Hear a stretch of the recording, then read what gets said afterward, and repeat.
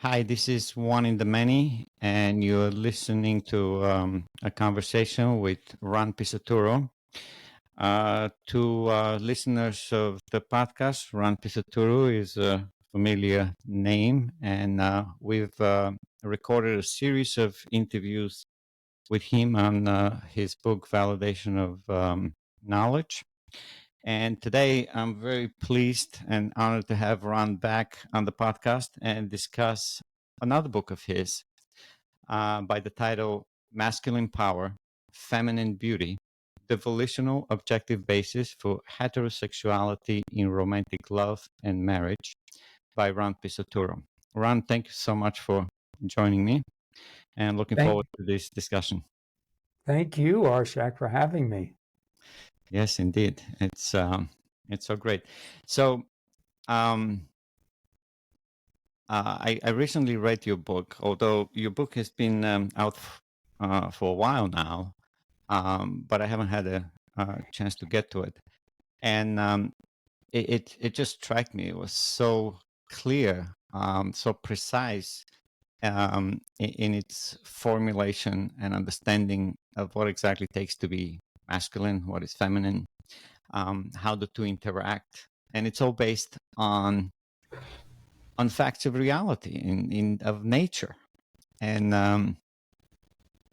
Yeah. so I definitely wanted you to come on and talk about it because this has so many applications, especially in today's world where you have a very distorted view of men and women, and people do all kinds of things to their nature to change it for whatever reason they think. Um, and it doesn't look good. It doesn't feel right. And nobody really explains why. So everybody kind of quietly looks away without bothering explaining what really bothers them. But I think your book answers and helps people to understand why they're repulsed or why they're reluctant to engage any issues regarding transgender or homosexuality or anything of that nature, because they don't understand their own nature in the way of articulation that you bring in the book. So let me start you with asking you what motivated you to write this book in the first place. Well, thanks, Arshak. So I'll go in the kind of direction that you started with that introduction. Back in 2013 or so, there was this big debate about same-sex marriage, and I thought, no, this is not a good idea, and it was not because I thought that homosexuals should not. Well, I think homosexuals should have a right to do whatever they choose to do in their own lives. And it does make sense, let's say, for the government to allow us to recognize a certain kind of legal relationship between homosexuals, let's say having to do with power of attorney and some things related to that. So there could be a certain kind of civil union, but we should not call that marriage. Marriage, in my judgment, is a sex-specific word, like mother and father. We have the word parent, but that doesn't mean we should not have mother and father. And we focus more on use more the words mother and father, brother and sister, husband and wife, bride and groom. So many words are sex specific because the sex matters. And so when I'm a man thinking about marriage, I want to think about a man being, a romantic partner with a woman, and the specific things having to do with that kind of relationship. And I don't want to have that understanding of mine the evocative feelings of mine. I don't want to have those things clouded by having in the same concept some relationship between two men and two women, which is a very different kind of relationship. And even homosexuals recognize this because they insist on having separate words for gay and lesbian, right? Why do you need separate words? Because even they know that men and women are different, and the relationship between a man and a woman is different from a relationship between two men or two women. And we need a concept to recognize that. So I wrote this, and I received this barrage of invectives and disparagement and all other words of that kind. I was unfriended by people just for writing a simple blog post like this. Wow. And people I'd known for a long time. A person who forwarded a link to my post was unfriended by like 60 people. I was unfriended by a quarter of my Facebook friends just from this simple post. And people were telling me, "Oh, you're just ignorant about this. You've got to go study it, study, homosexual stuff." And I thought, okay, so I did, I thought I kind of have to do my due diligence, and it just, reinforced actually, I just found things that were just so sordid in the movement as a movement. But now getting to the heart of my answer to your question, what I came to see was there were not, or I did not encounter any really good explanations of masculinity and femininity and why a relationship between a man and a woman is special. Yeah. And I thought, well, I've got to write about this, and I did, yes. And Arshak, I think there's a general lesson here. There's so much today attacks on things that are bad, and that's okay. Like, the transgender people are nuts, that this sexuality is nuts, but the kind of sexuality that's going on now. But it's always more important to understand and explain the positive. Yes. And if there's anything good that could ever come from this LGBT craze, I'll call it a craze, is that it challenges heterosexuals to understand their heterosexuality better. Yes. And some people, when I say that, say, well, I know that already. I'm already, I'm a man. I love women, or a woman, and I don't need any of that. And maybe you don't, but what I'll say in general is, it's like understanding art. Someone can go to a museum and see this beautiful painting and say, "Oh, I love that." Or he can listen to a piece of music and say, "I love that." And he knows what he loves. But if he does some thinking and puts in some time to ask himself, why do I love that? What is it about that thing that I love? He may discover that his love becomes deeper, right? Yes. When you start to understand your feelings, what premises you hold that underlie those feelings, and then you say, "Oh, now I understand more deeply why I love womanhood." Yeah. And why I love this woman.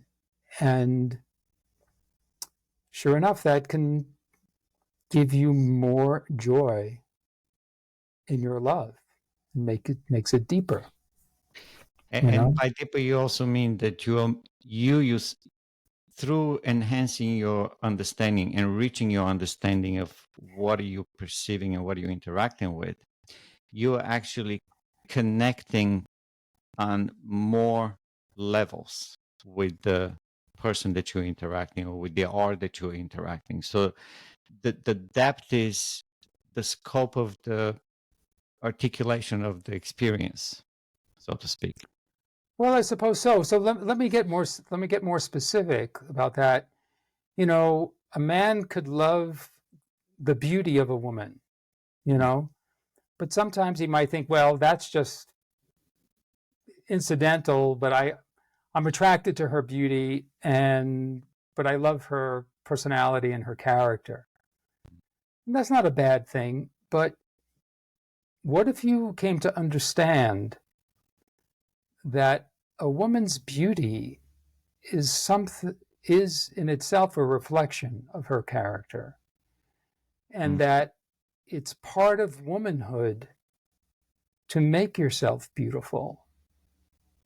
Yes. It's part of womanhood to understand that you're the weaker sex. You just are.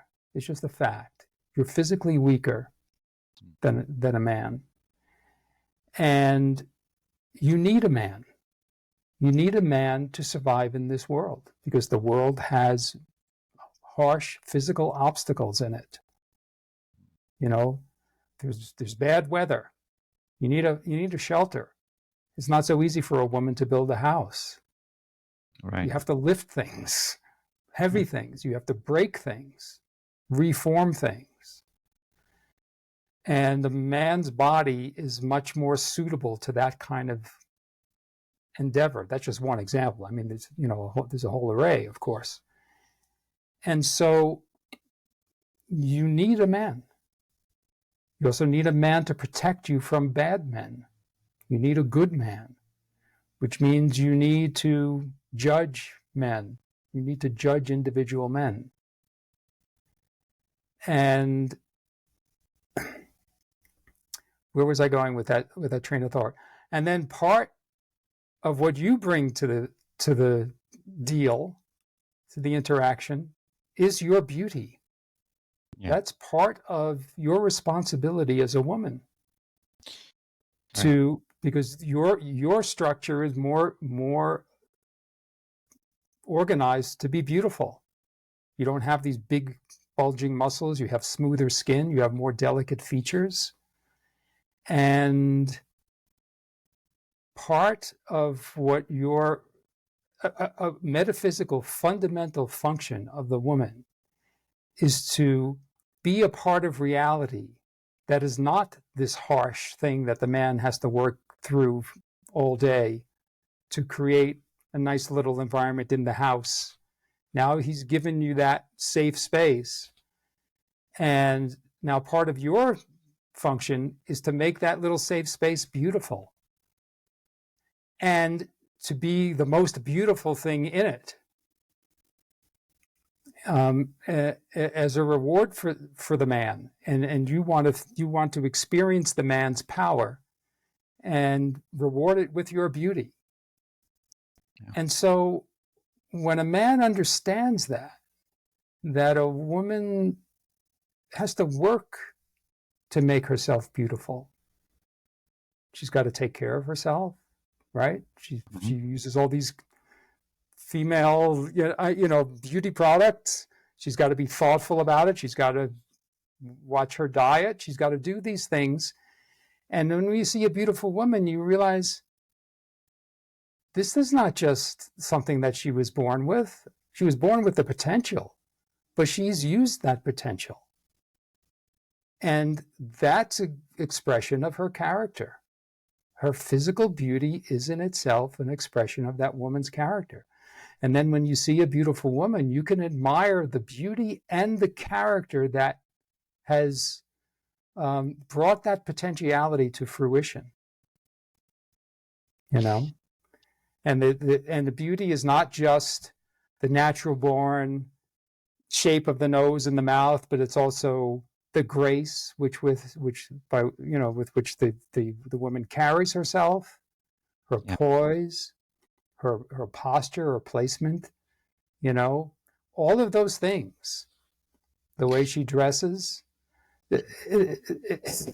And so when a man understands that, now when he's attracted to that woman, it also enhances his attraction to her soul.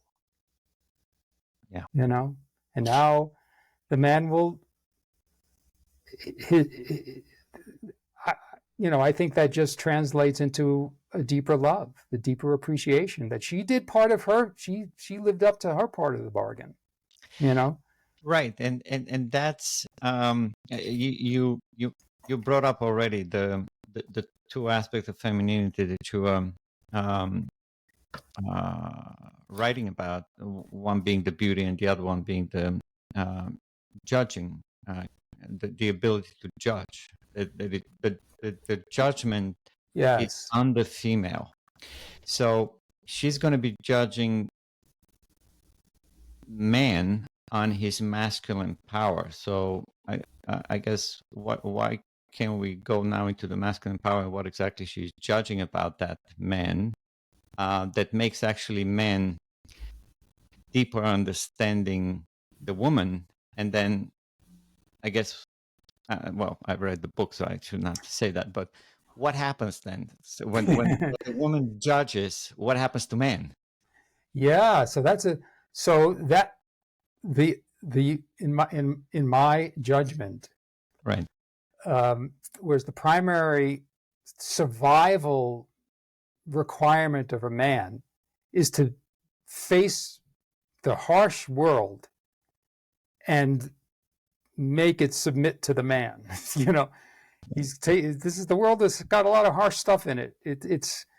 There's not anything that's just coddling a man.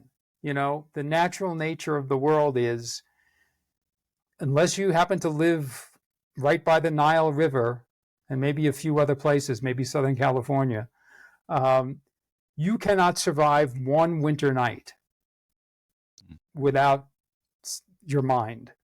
Now, you may live in a house that someone else built and you're lucky that you can pay for that thing, but some man had to do that. Some man had to build a home that's heated or somehow protected from the elements so that you can survive even a single winter night. Yep. And that's not even to go into food and clothing and all the other requirements that a man has to do. And a man's got to use the combination of his mind and his body, his physical strength, his physical power, his masculine power, under the guidance of his reasoning mind, right? He can't just be a brute. You don't build a house by being a brute. You've got to figure out how to do it, right? So that it won't collapse on you. Right.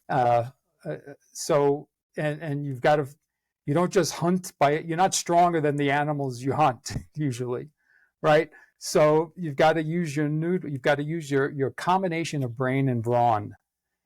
And that world is harsh and unforgiving. You make one mistake and you can die.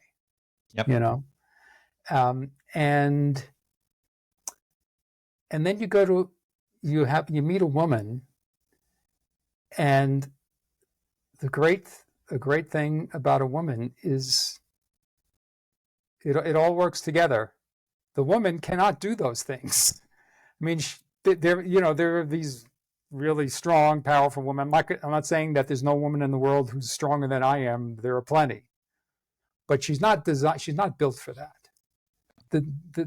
For a man, one blow to the head, her bones are not. There are many women who are stronger than I am, but their facial bones are not stronger than my facial bones. One blow in the wrong place and she's finished. And she's not, her body does not respond well to that kind of physical. She's not. You could just look at it. Look at any man versus any woman, and they're just not. They're not built the same way. So whether or not some women might get by that way, it's not playing to her strength, right? She's much better off having a man do that stuff. as well as protect her from bad men. Mm. And so the most important job for a woman is to be the combination of, to be a judge of men. She's got to judge that, she's got to lay back there and say, that one, maybe, not that one, not that one. This one, maybe, let's see what he can do. Right. Let's see how he handles himself when I put him through some challenges, because my life depends on being a good judge of these men. If I go home or I'm in a private place with the wrong man one time, I could be dead. Yep. Right? And every man should understand that. Every man should understand that a woman's life depends on her being right every time in making those judgments. And he's got to be sensitive to that. It's part of his job to assure a woman that she is safe around him and that he will make her safe. That's a responsibility of a man. He's got to understand that. And a woman surely understands it because her life depends on it. Okay. So she's a judge. And that could be daunting for a man, because Right. you meet a woman who's a stern judge, right? Everybody smiles at this, right? She's your harshest judge, and she should be. Right. She's a good woman will hold you to the highest standard, Mm. and you want that. Yes. You need that.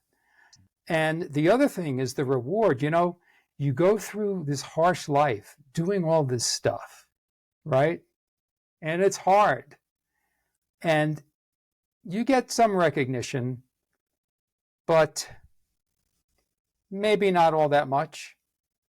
But then when you bring your character and your accomplishments and lay them at the feet of your woman, or express your power to your woman in romantic things, or intimate matters, you're showing your power to her.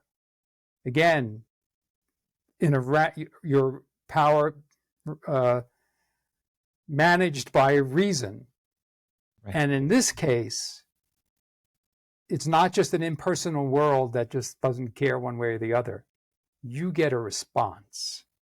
Yes. You get that judgment that says, well done. Yes. Right? I see what you have done in the world. You've done that to me. I approve. Well done. I judge you well. And what greater reward is that? Than that? I agree, and it's very powerful the way you wrote in the book about this. And I hope people get a copy of the book and read it. The book has a lot of technical and scientific stuff about homosexuality and LGBT that I couldn't stomach. Kudos to you that you were able It was, to. yeah. I don't want to have to go through. I did that once. It was not fun. I can That's kind of like, but just this do stuff, it. I did it, and so again, some people value that because they're so much into being, unveiling or revealing the evil behind things. And I'm not saying that's not important. I wrote it, so it is important, but it's not as important as understanding the positive. If everyone understood the positive, you wouldn't have to deal with all that stuff. and this is not to say that I'm not saying that every homosexual is bad. I'm saying the LGBT movement as a movement is very, very bad, much worse than I ever imagined. Yes. Now I'm going to go into it, but I'm not going to go into it. If you want to know more, you can read the book, but let's not dwell on that. Yeah. Let's just say again, the silver lining of all that is it gives us an opportunity and actually a challenge to understand better why we are heterosexuals. Why we Yes. that? And it's not reverting back to God. It's God's plan. I mean, many people think that, and I'm not going to try to argue you out of that position, but I'm going to give you a real world objective reason, or body of reasons about why it's so valuable to have a relationship between a man and a woman specifically. And I haven't even gotten into the having of children, which is another great value, but just the romantic one-to-one relationship between a man and a woman. That there's nothing like it. There's no relationship that's its equal. There's nothing even as good as that. There's nothing that is the equal of that. I agree, and I take it very seriously, and I was very, very pleased to read your understanding of it and understand it from my own perspective of the way I approach integration. I start from the family. The parents give life to a child, but then that child grows up, finds the love of his life, and marries that person and starts their own family with their own children, right? So this romantic love that climaxes in marital contract between the two, that they give themselves to each other, physiologically and spiritually, it's the second hallmark of integration, the first one being a parent and child relationship, especially the mother and the child. Okay. So I think it's immensely important as a human to understand these relations properly. But unfortunately, they haven't been clarified the way you clarify this understanding. So that's why I find it so valuable, and I'm so pleased that you were talking about it, and first of all wrote about it, and now you're talking about it.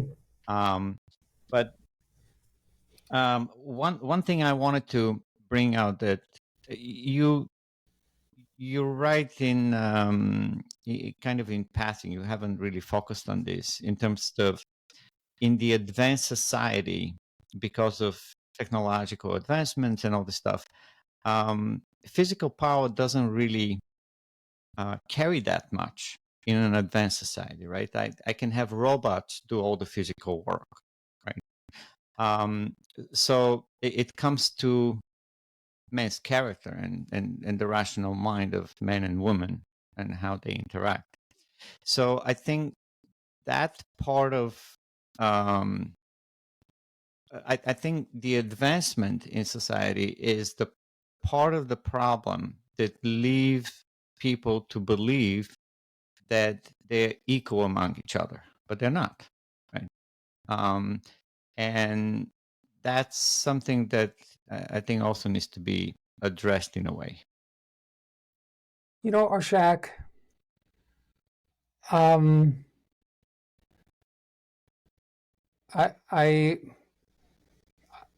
I always have my guard up against blaming advanced society for problems, because I don't think it's a valid excuse. You know, there are lots of men and men, let's say, who are in great shape today. They don't have to be, but they go to the gym, right? And in a certain way, our advanced society has made it easier for men to be in great shape. There's a lot more scientific knowledge about how to exercise so that you can, you know, look like a Greek god and be strong and flexible and live a long time. And there's a lot more known about nutrition, that whole thing. So men can be strong, if not stronger, than they used to be. Now, not everyone chooses to do that, right? So you've got like a kind of a bifurcated society. You go out and you see there's a bunch of men who are in great shape, and then there are a bunch of men who are, or let's just use the word not. you know, and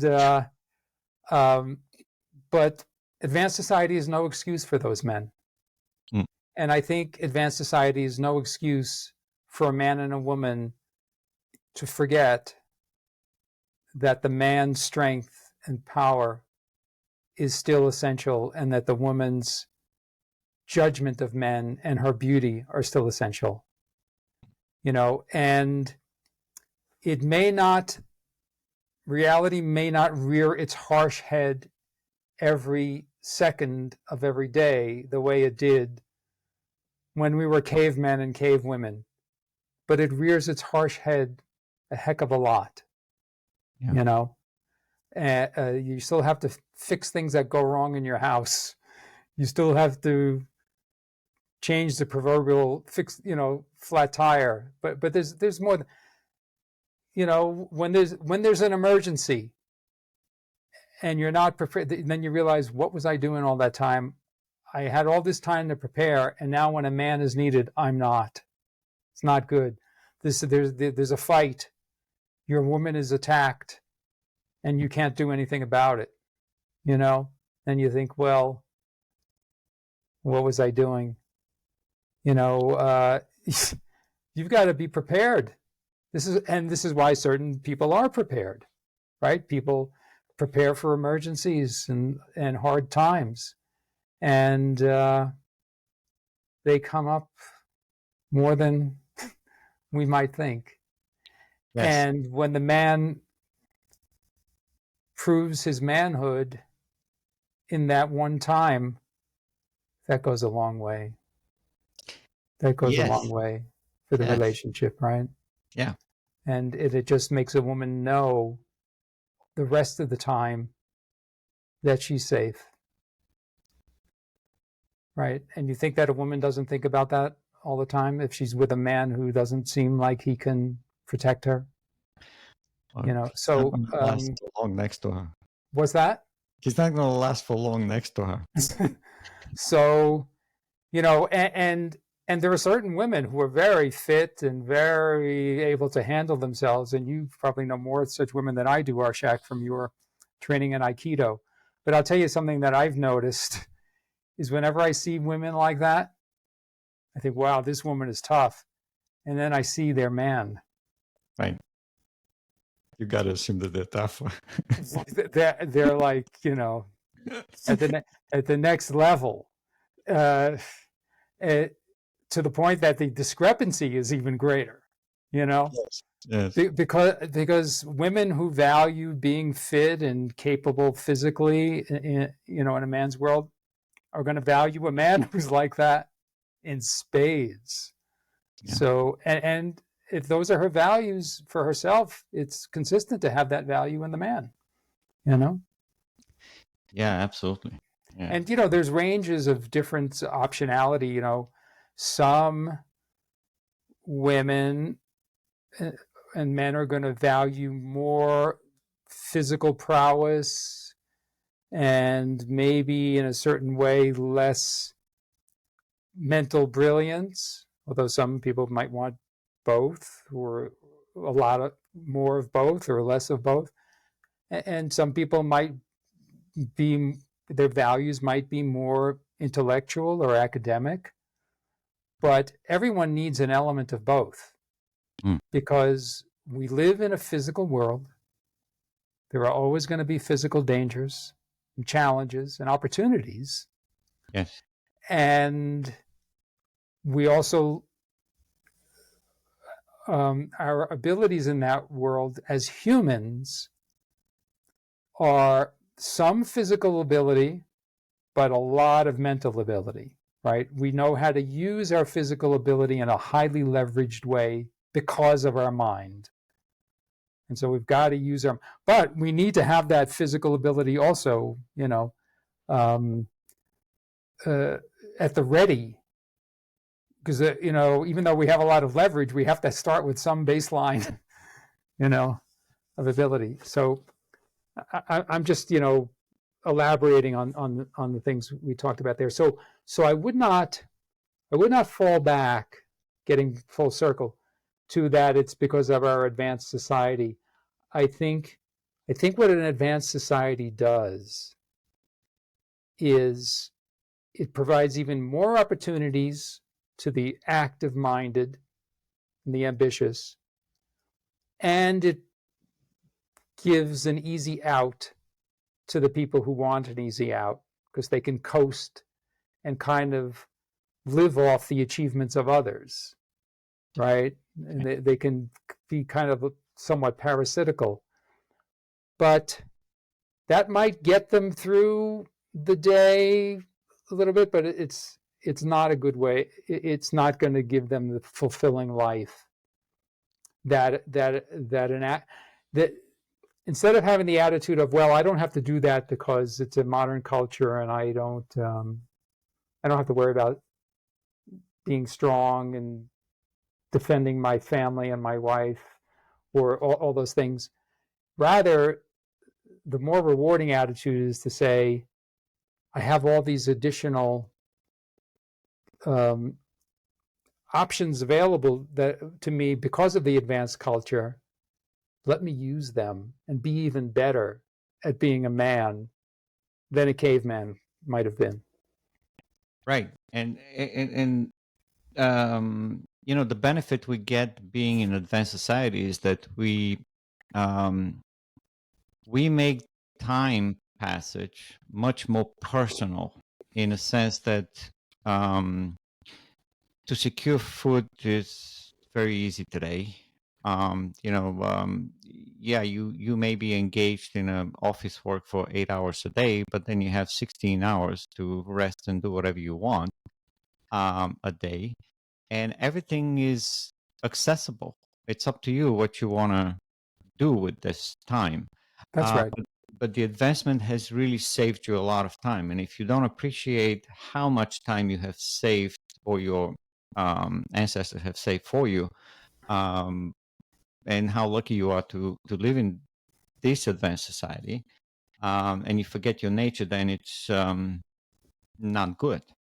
You suffer from that. And I remember reading a book on survivalship. I don't remember the author's name, but he's a colonel in the British Special Forces, and he was saying that the farther away people live, the more civilized people live, the farther away they live from basic skill of survival. In other words, the advancement also acts. The advanced society also acts as a screen mirror. It's kind of it may dilute your perception and everything else. You may forget who you are naturally if you don't have that connection to the survivalship, to the survival skills and everything. Yeah. So you're right. You have to use the time, build the right body, build the right skills, and that is for the attributes that you ascribe to the masculine power, right? You used the word indomitable for the masculine man, and it takes a lot to become that. Yes. Undefeatable, right? You have to really develop very deep skill sets. Whatever the nature it is that you're pursuing. Yeah, and let me say something now that maybe I should have said at the beginning, because I don't want to come across as this person that's got it all together. I'm talking a pretty good game. That doesn't mean I am a success story. I can talk. I've learned to talk this way because I was not this way, and I'm still working at being this way. And I think I'm kind of at an early stage. I'm offering these words not by saying this is what I did, so, and look how successful I am, so you can do it too. I am somebody who did not understand any of this, and observed it in men who are far more masculine than I am. And I'm just a novice. I'm working at this older age to try to get this way.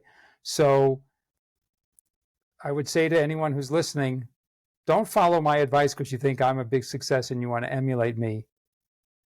Follow my advice if you think it makes sense.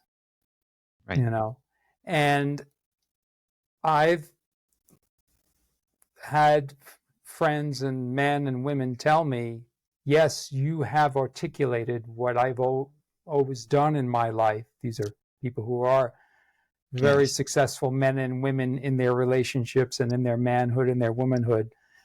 And they tell me, you have put into words what I've always understood on an implicit level, and now I understand it better and appreciate it more.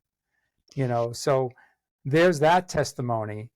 But again, be your own judge. I'm not like, you know, the person who gives advice on nutrition and exercise and showing that I'm this big bodybuilder who's done it. I'm speaking. I use that. I gave that example once before, Arshak, of Charlie Lau as Yeah. the hitting coach, Yes. baseball, you know, hitting coach.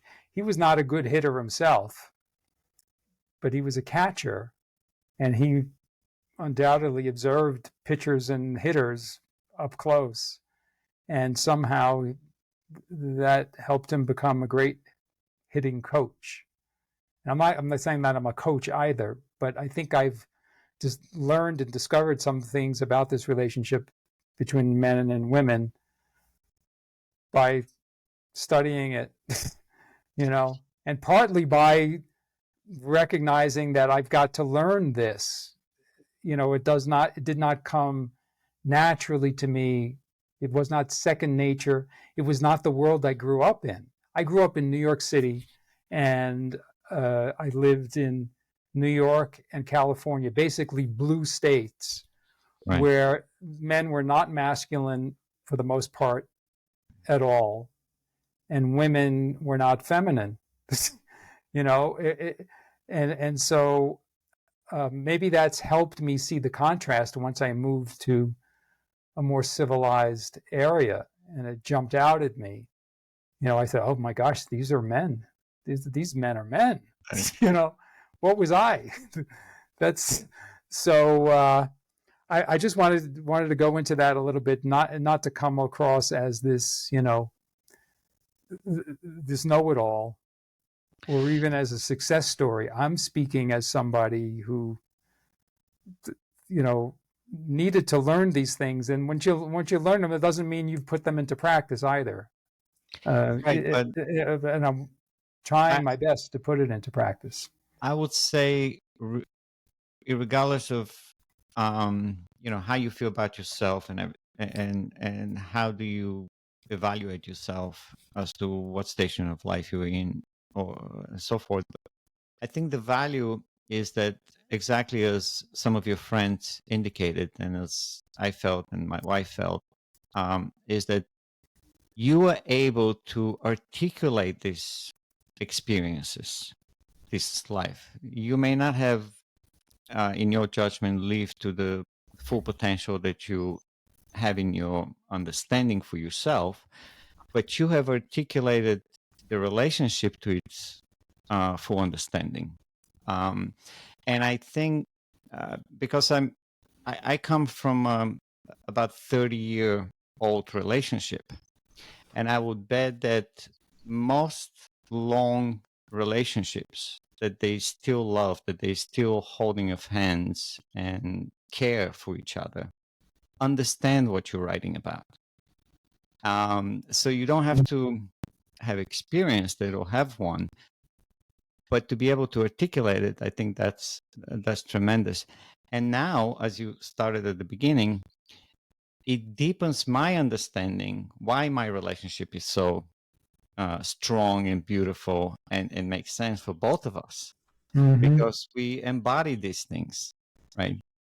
And it becomes even more valuable when you understand it more. And Right. I know for many people that I know that have long-term relationship, they will hear or read about this and they'll feel the exact same way because there's no other way. This is the way. This is it. It's just that we haven't been able to articulate it the way you did it. It's so beautiful. It's so powerful. So that's why I'm so excited about it, and Mm-hmm.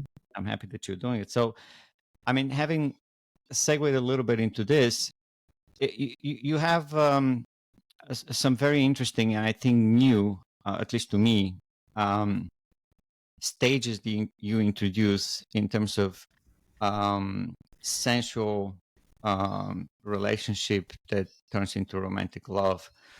So, do you want to talk about this a little bit, or you want to let people read about it? I can talk about that. That's another interesting thing that just thinking, something I wish I knew when I was a lot younger, Yes, and certain kind of things that you read in books, and I remember thinking to myself when I was younger, I've got to find this stuff out for myself, and I've got to experiment, which meant having intimate relationships that were not grounded in a spiritual connection, or in love. Let's put it that way. Um, and it turned out to be very, very harmful to my spirit. But I'm not sure how to get into it, so I'll just start blurting, and then maybe it's much more organized than the book, right? absolutely. And I'm always a big advocate for reading as opposed to speaking. Even though I wrote the book, I cannot speak this stuff as well as I wrote it. When you write it, you're very careful and systematic. And now I'm, just blurting whatever comes out, what crosses my mind first. You So I'll also just say have me as this. a distraction. What's that? You also have me as a distraction, taking you from one place to another. So that's another Yeah. one. Oh, that's all right.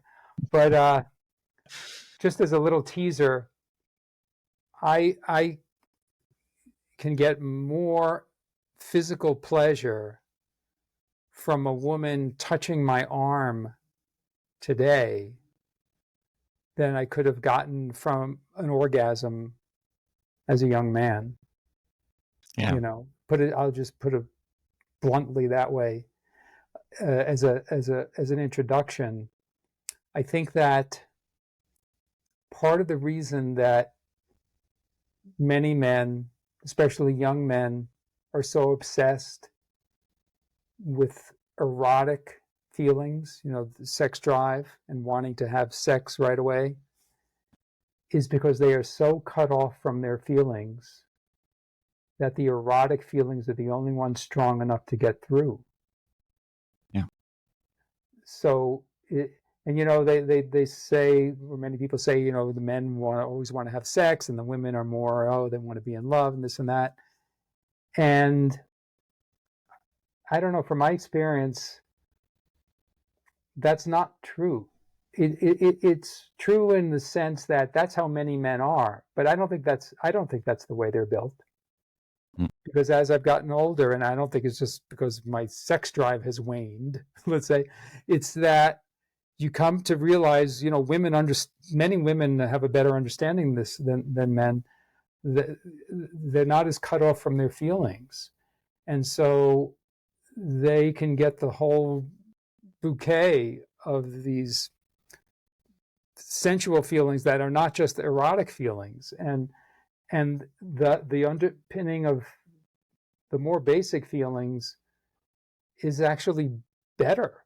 And it just, the erotic feelings are kind of like the icing on the cake, so, and I'm not even talking about the mental. There's something that I think is a very important thing to understand. I don't say that we have this intellectual connection and then we have a physical connection. That's not how it works. Right. It's combined. a healthy physical connection is a response to the whole package, as is a healthy mental connection. When you become integrated, you become attracted to the woman because of her combination of mind and body. Mm. And how does that relate to what I'm saying now? There's in the same way, the different levels of physical contact are need to be integrated. If you just have this erotic stimulation, it's not only is it not somehow proper or traditional or religiously okay, it's not fulfilling. It's just not. So the first one I write about is just the way you would want to touch anything to protect it and take care of it, and that level of touch. I actually don't even remember how I did. I have 4 categories. Loving touch, sensual touch, and sexual erotic touch. Yeah. Okay. So 3. That's why I was thinking I couldn't think of the 4th. Yeah. So the first, there's a loving touch, right? There's just when you touch something that you love, or are touched by that. It's just this communication that I love this thing, Right. And then there's when you have that connection with someone where you've exchanged that kind of touch for over a serious period of time. This is not something you can do in a one-night stand. You've got to know the person to have that loving touch. In order to love her, you've got to know her, right? And that takes time. You've got to know the other person's values, how they've acted over a course of time. Yeah. Not only what they say their values are, but what they demonstrate their values are, right? Yeah. And so when you come to love a person, then you want to touch the person with this loving caress. And once you have that kind of connection over a period of time, then there's a sensual touch that you feel the pleasure of touching. There's a kind of pleasure that when you touch something that feels beautiful to the touch. And to a man, a woman's softer body that's receiving your power is beautiful. And a woman's body is softer. She's got, I don't want to even go into the technical reasons to clinicalize it, not make it clinical. She just is a nice thing to touch for a man, And I presume that a man's body is a nice thing for a woman to touch. It's a pleasurable thing. But if you try to do that with something someone you don't love, you'll get some pleasure, but it's not anywhere near the pleasure that you get when you get that physical pleasure touching someone you love. So there's an order, there's a progression to these things. And even at that level, even the first level, to touch someone you love that way is so much more literally pleasurable. I'm not even talking about spirit, just literally pleasurable, so much more pleasurable than having sex with somebody that you just think, is pretty, or whatever word that people use these days. I don't even want to go into that kind of talking, because I don't think it's healthy even to talk that way. Right. So am I answering your question? So then, yes. Yeah. Yes, so then yes. there's the sensual touch. Then when you've got those going for you, then when you add the erotic feelings on top of that, then it's it's unequaled. But if you try to do it any other way, you're just reversing cause and effect, and you're going to be unhappy and unfulfilled. It's Right. not going to be Exactly. satisfying. It's like, people jump to that I don't, because again, I think they don't have the other feelings. They don't know what they're like. And so they grab at what they can get, this quick thing, and they just have no idea of what they're missing. Yeah, actually, I explicitly remember the time when I noticed the woman that became my wife, and it took a long time before I was able to get to a stage where I can touch her. But I feel explicitly how it felt touching her for the first time. So this resonates with me in that sense that that is the fulfilling part for me. Everything else is gravy. It's a development, it's an evolution. But that first contact that you make with the thing that you love, with the person that you love, that's the special moment. That's the deal maker. Yeah, and it's because it's an expression of your love. Yeah. The way you move your hand or whatever part of your body to come into contact with the other person and to maintain that contact is an expression of what you think and feel about that person. Yeah. And it's you have that to have deep the response. communication. What's that? It's And you have to have the communicating what say I'm sorry. I was going to say that, and you have to have the response to the touch, right? Yes. Right. Yeah. It's a form of communicating. It's a form of communing, right? Of being in contact and experiencing the other person's soul. And that's what you do when you do the touch. You say, oh, yeah, I can tell what she thinks of me and feels of me by the way she's touching me. Yes. And yes. vice versa. And the way she's holding me. And whatever she might be saying at the same time, or what he might be saying. And you've got to, you know, if you want to be fulfilled, you've got to experience that. Yeah. And then when you add the other layers, that base layer is always there. Oh, I'm having this sensual, joyful, I'm feeling this just physical pleasure of the different parts of her body that are pleasurable to touch. And I'm doing that with this soul that I love because I've communicated that in my other touch, you know? Yes. So, to try to want to try to bypass that, to sidestep that for an erotic feeling is just, it's maybe misinformed because men don't know any better because they haven't experienced the other thing. They're so, as I said, closed off and armored against that they don't even know what that is. Yeah. And so they grasp at anything they can get, and the only thing they can get is the erotic, or they may not have that estimation of themselves.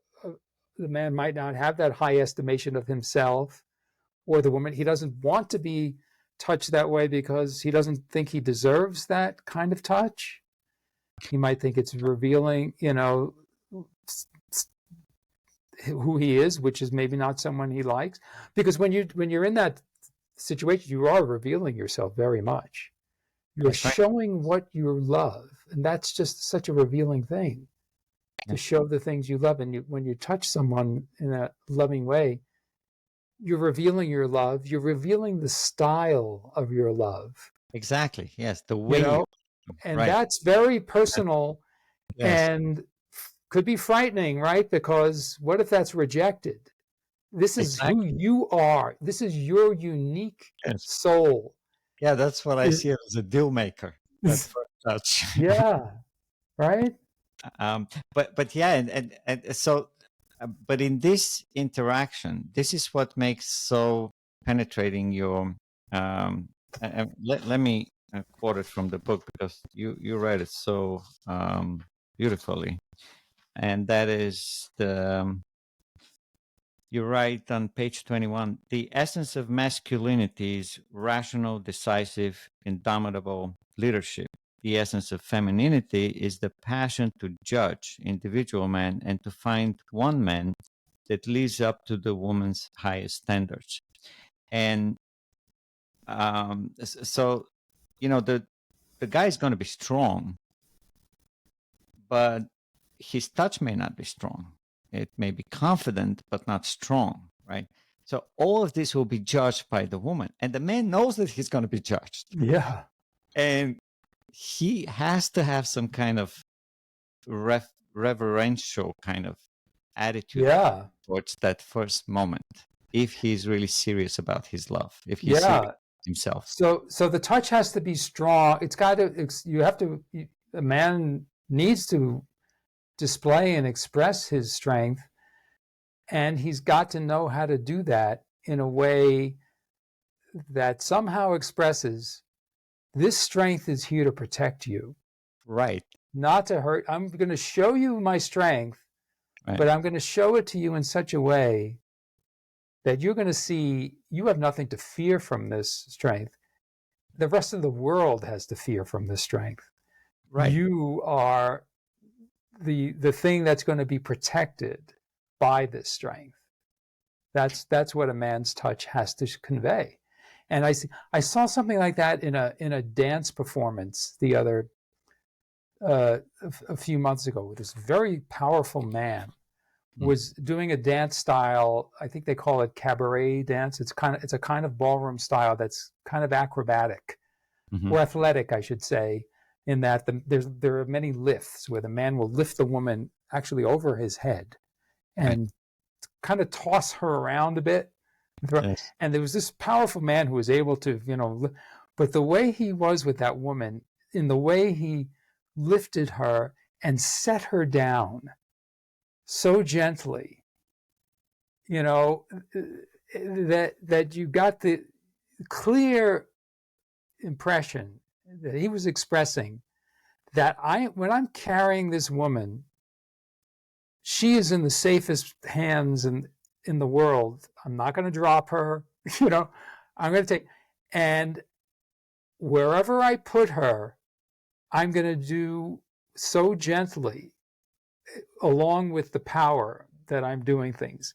I'm going to lift her up, and when I set her down, I'm going to set her down so that it would not crush a flower when she lands, and it was beautiful because of that combination of power and care for the woman, Yeah, and makes her graceful in that sense. Yeah, and man gets a huge pleasure from seeing woman graceful. Yeah, because she's free. You're right. Because now she's freed up. She doesn't have to worry about gravity, right, or landing in the wrong way. The man's got it handled. She can just, do her thing. Yeah. So, and that's why in dance, for instance, the man leads, right? Oh, yeah. It's not an accident. He always leads. Yeah. Because, and Ayn Rand said that masculinity is, the essence of it is decisiveness. I did not come up with that myself. I don't even know where she said it or wrote it, but someone told me that she said that. It might have been in private conversation. I don't know. And that's why in dance, the man leads, and the woman, she does not just follow. Right. Right. She judges and follows. All right. That's a good lead. I will go along with that because it's a good lead, and or she may go along with, maybe she kind of has to, but she's judging all the time. This man is a good dancer because he is leading well. And the man's lead is very subtle. As I don't know if you know in dance, he doesn't push her around when he leads to make her proud. A good male lead in a dance is one that is as subtle as can be while conveying what he wants the woman with certainty to do. Right. He wants the woman to go there, move here, there. no question that this is what he wants, Yes. but he signals it, and he shows he can put her there if he has to, but he's showing her what to do and Right. then invites her to do it. And that's why they say like a man in dance has a strong frame, Yeah. because he doesn't like push her to go to the right or the left. He just moves his frame a little bit, and she's holding his frame, so she knows where he's going, and then she goes with him. Yeah. I So mean, the, that's why the colloquial or folk reference to "it takes two to tango" is so popular because mm-hmm, it's a very complicated communication, mm-hmm, understanding, and realization of something. But the end of the day, although the man is leading, the woman is the one that shines. that's right. And it's He his showcases the woman. responsibility, right? That's right. It's his responsibility to make her shine as bright as she can. That's right.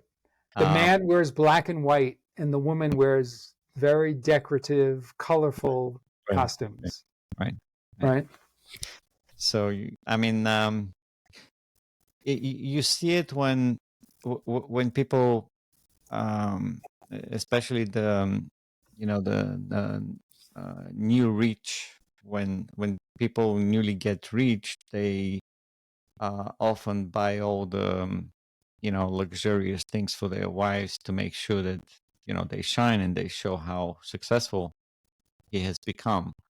um so that's one of the first things rich men do, I guess. They want to showcase uh the prowess, so to speak, right? That's how Mm-hmm. they see it. But um obviously there are many ways of doing this. um Mm-hmm. but I wanted to ask you something else. On page 23, you write, once the romantic partners realize that the depth of the relationship reaches a certain threshold, then the partners realize that the relationship must be permanent. And I don't know if we have enough context for you to comment on this based on our conversation, because it's very well developed in the book. But I wanted you, if you will, talk a little more about that. What exactly the threshold entails? I mean, we are obviously talking a little bit about this, but also what really solidifies that connection? What gives rise to the permanence? Arshak, I don't know. I don't know. I don't have an exact boundary about when a man and a woman should decide to get married, and and I don't have an exact boundary as to when they should be intimate. Again, in my life in decadent blue states like New York and California, when I think back, I think, oh, I had no, I thought I was like one of the mild people Oh, wow. I mean, just people around me. There was so much promiscuity. Like now, later in life, I think it's hard to believe, you Mm. know. And I know there are parts of the world and times in human life that were even far worse. But I think back, this was supposed to be a civilized time, and people would just sleep with each other, like not even on a first date, before the first date. I mean, There's no just dates. it was crazy in retrospect, crazy. Yeah. And I was always thought of as like the goody goody guy because I had a little bit of restraint. Mm. Um, and and the women that I had relationships with generally were like more the girl next door types, like the goody goody. And they, in retrospect, I think, oh my gosh, you know, the things they were willing to do so early in a relationship, I just thought was not healthy. And people that I still know from those times, on the surface at least, seem to be okay with that now, that they came out of it okay. I did not come out of it okay. Mm. Yeah. I'm confessing to the world, I don't know how many people listening, it left me with scars that I've never gotten over. You Yeah. know, I know. so um, but so precautionary tale to anybody who's young and wants to experiment sexually: be careful. And I Yeah. don't mean that you're going to get a disease, although that too, but I just mean the long-term harm it can do to your psyche and your experiences. I mean, this is why rape is so terrible, right? Because the memories of those things might never go away. Yeah. Certain kind of trauma. When you put yourself in a situation where you have intimate relations with someone you don't love, it gives you memories and habits that you don't want to have. Yeah. It makes you withdraw, become desensitized to things, and not so easy to undo. These are things that get pretty ingrained. So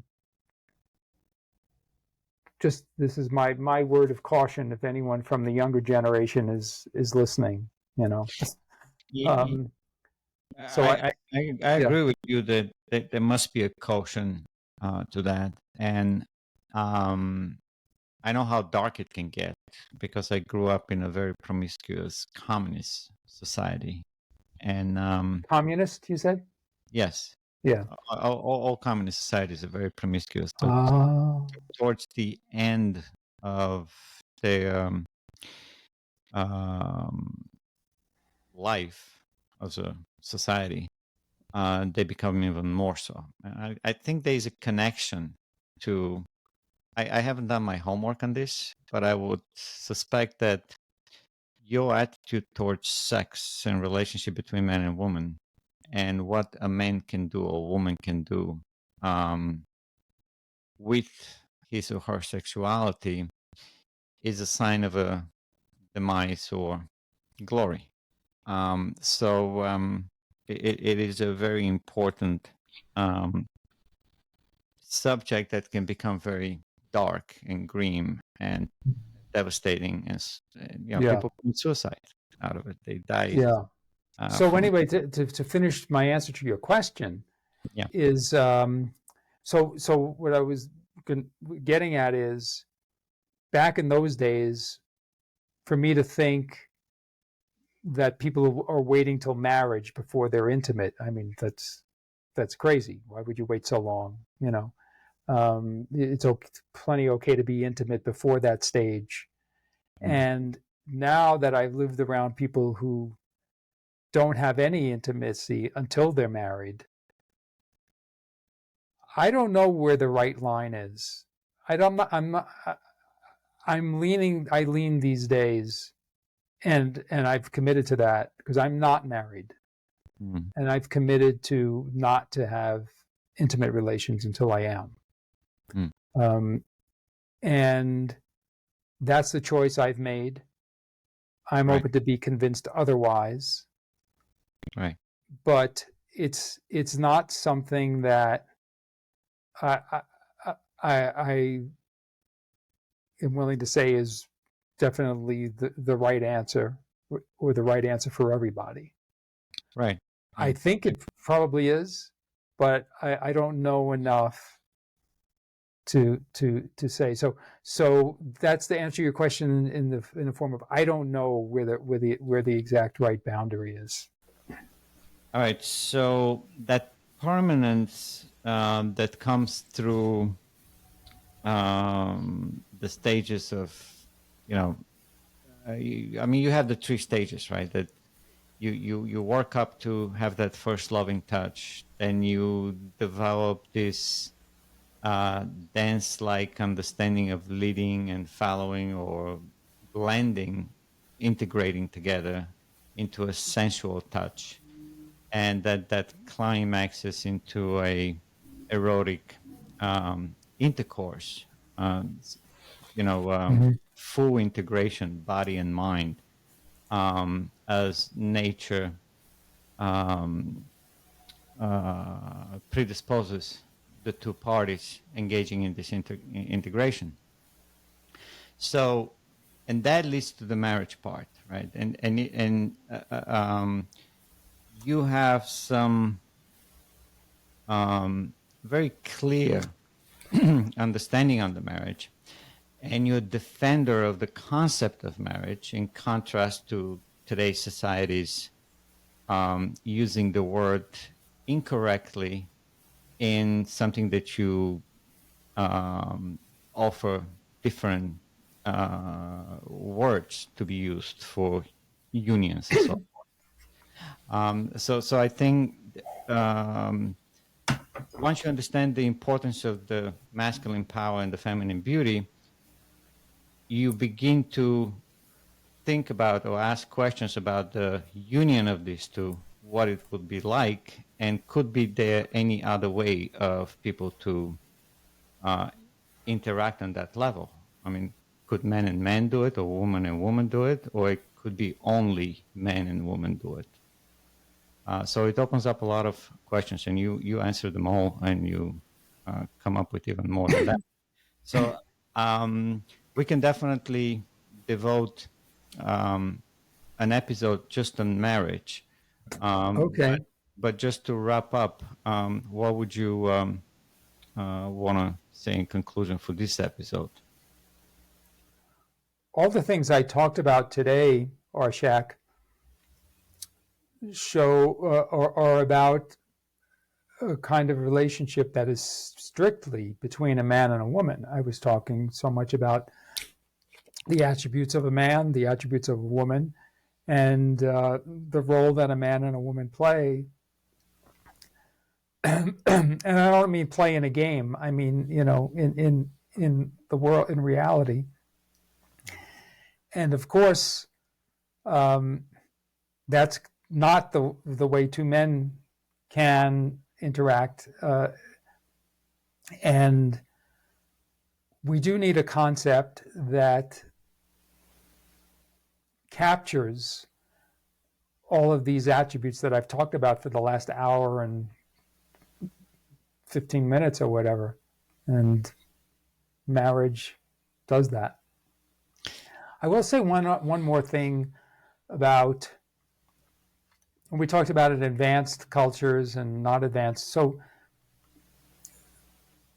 the kinds of interaction between men and women in the Western civilization are somewhat, I think, distinctive. You'll hear people who argue for other things or against this masculinity and femininity will say, well, these attributes of men and women are not necessarily the way men and women have to be, and it's not the way men and women have been in other cultures. And they'll point to, and they'll also say in Western civilization, a lot or much of these attributes and roles that men and women play, and they might say it is more of a game or a ritual, has been dictated and habituated by cultural norms, right? It's the man is the powerful one, and he dresses a certain way, understated in black and white, whereas the woman is dressed in these colors or white, and she's the one who stands out. All the things that men and women do differently from each other in our culture, and they say these things as if to say, this is not the way it really is. This is the way we have made people behave. And my response to that is, this is the right way. This is a good way. There are cultural norms in Western civilization, especially since the Enlightenment, that teach boys and girls and young men and young women to act in these kinds of ways, for the man to be strong and a provider and a protector, and a woman to be more beautiful and delicate, even, in her relationship with a man, and the way she dresses and this and that. And yes, there are these cultural norms, and I would say they are good cultural norms.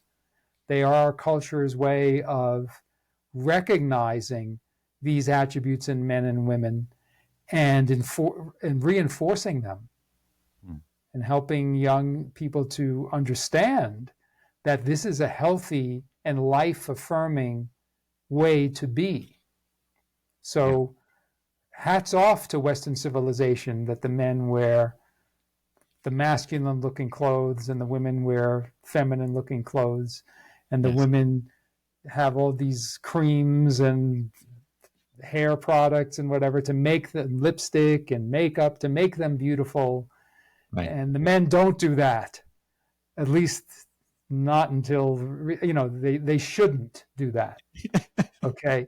And so the cultural norms are great, because they've arisen out of the wisdom of Western civilization and understanding men and women, and we benefit from that guidance, and anyone who tries to muddy those, who tries to become non-binary somehow, some kind of mixture of manliness and womanness, is foolish. You're fighting against your nature, instead of taking rational cues from an advanced, wise civilization that's showing you a smart way. Yeah. Well said. And Ron, thank you so much. This has been great. I'm looking forward to our next episode recording on the issue of marriage, or expanding it. And you also beautifully write about volition and emotion. And I would encourage anybody who listens to this to get a copy of your book, Masculine Power, Feminine Beauty, the Volitional Objective Basis for Heterosexuality in Romantic Love and Marriage, by Ron Pisaturo. I'll have a link in the show notes. And everybody should be interested in this. This is not as technical as validation of knowledge that you went over, right? This should be easy reading for anybody who is interested in being a man or a woman, and understand themselves a bit deeper and better. But it's not as breezy as some of these other books about, like, men are from Mars and women are from Venus, Right. I mean, it's serious writing, but it's serious. It's accessible. It's it's not academic. And another thing, since we don't have a time limit, I can add one more thing that occurred to me. I don't claim, as many other writers claim, that men in their minds have to be this way. Like, men have this mind of wanting to have sex or wanting to be direct, and women have these other psychological characteristics. Right. No, men and women have certain physical characteristics, and it's in their interest to develop intellectual, mental, psychological habits that are consistent with their physical nature. Yeah, I agree.